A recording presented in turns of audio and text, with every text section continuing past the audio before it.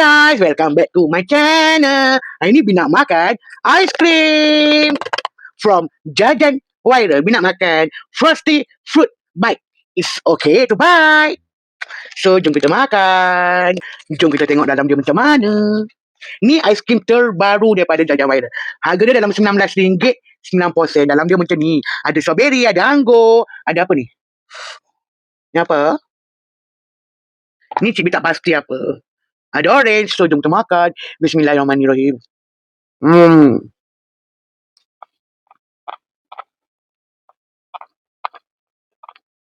Bi tak pasti Bi makan perisa apa tu.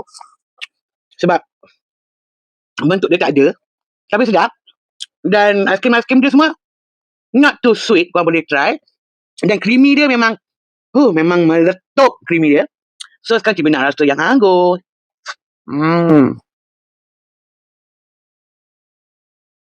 Jom kita rasa buah strawberry pula. Macam buah strawberry betul kan.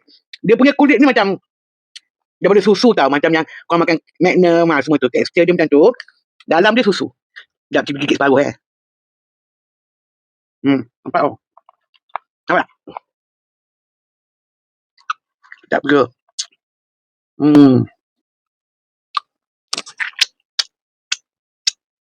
Ni lah Cik B rasa yang ni yang mangga kot.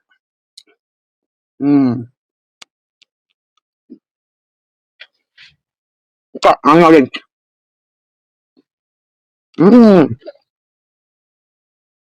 Ni nampak macam lemon.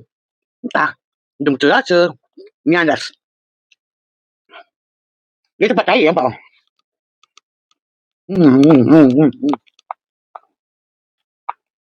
Dan dia tak terlampau keras. Ya, dia lemon. Padahal Cik B baru kuat pada putih. So, kalau ni lemon, okay. Bentuk dia betul. Ni mangga. Ni rasa masam lemon tu. Yang banyak-banyak. Lemon ni Cik B tak suka. Rasa dia macam Solero. Yang aiskrim tu. So, yang tinggal lagi dalam ni lemon, mangga and Cik B tak tahu tu apa. Cik B akan simpan. Sebab Zulu cakap dia nak rasa. So, kita bagi dia rasa. So, tu je video untuk kita kali ni. Bye. See you in my next video. Love ya.